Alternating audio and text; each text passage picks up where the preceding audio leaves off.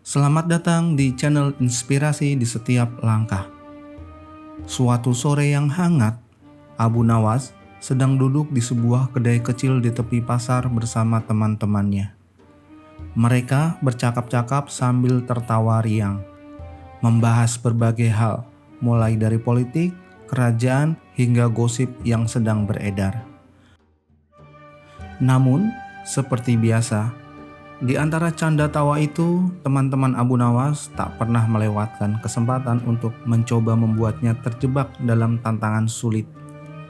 Mereka tahu Abu Nawas memiliki kemampuan luar biasa dalam menghadapi situasi yang rumit, dan mereka selalu menantang kecerdikannya. Salah satu temannya, seorang pria bernama Mahmud, mendekati Abu Nawas dengan senyum licik. "Abu Nawas," katanya, "kau selalu bisa lolos dari masalah dengan kecerdikanmu. Tapi kali ini kami ingin memberimu tantangan yang sulit, sesuatu yang bahkan kau mungkin tidak akan mampu lakukan." Abu Nawas mengangkat alisnya, penuh rasa ingin tahu. "Apa itu?" tanyanya dengan tenang. Mahmud melanjutkan, "Kami tantang kau untuk memantati Raja Harun al-Rasyid di hadapan semua orang. Tapi tunggu dulu, tidak hanya itu. Raja harus tertawa, bukan marah. Jika kau berhasil membuat Raja tertawa, kami akan membayar makananmu selama sebulan penuh." Teman-teman Abu Nawas yang lain mulai tertawa keras, yakin bahwa tantangan ini benar-benar mustahil. Siapa yang berani melakukan tindakan seperti itu di hadapan raja tanpa kehilangan nyawanya? Abu Nawas memikirkan tantangan tersebut sejenak. Dia tahu bahwa Raja Harun al-Rasyid memiliki selera humor, tetapi juga tidak sembarangan. Memantati raja itu bisa dianggap sebagai penghinaan besar. Namun, senyum kecil muncul di wajah Abu Nawas. Baiklah," katanya. "Aku terima tantangan kalian. Bersiaplah untuk membayar makananku selama sebulan penuh." Malam itu, Abu Nawas mulai memikirkan rencana. Bagaimana dia bisa melakukan tindakan yang tampaknya tidak sopan, tetapi membuat raja tertawa bukannya marah. Dia berjalan bolak-balik di rumahnya, memutar otaknya hingga tiba-tiba ide cerdik muncul di kepalanya. "Ini dia," gumamnya sambil tersenyum lebar.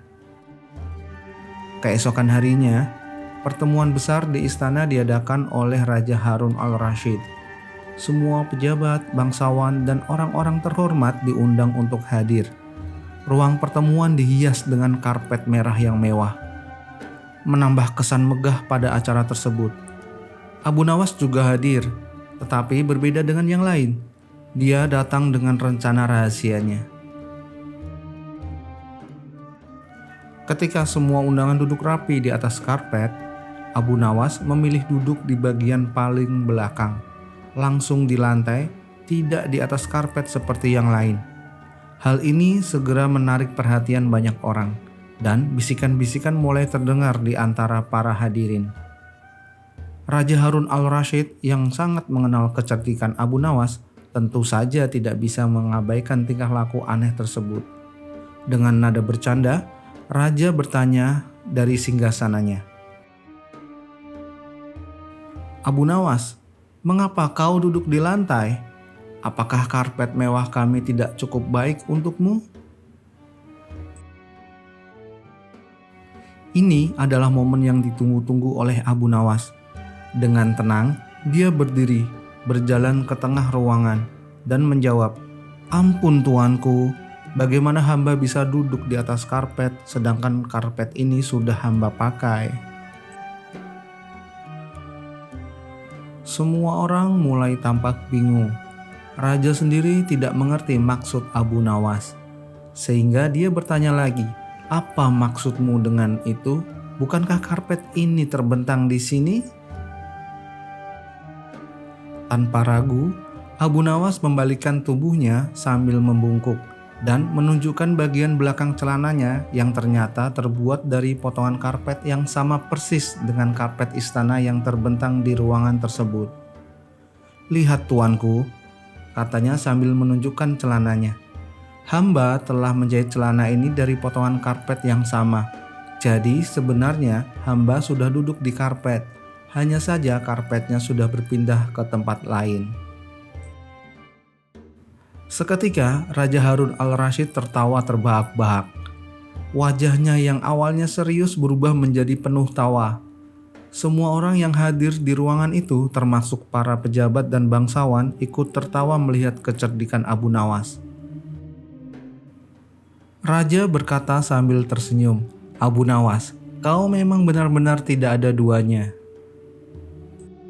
Setelah pertemuan berakhir, Abu Nawas pulang dengan rasa bangga, dan teman-temannya terpaksa memenuhi janji mereka untuk membayar makanannya selama sebulan penuh.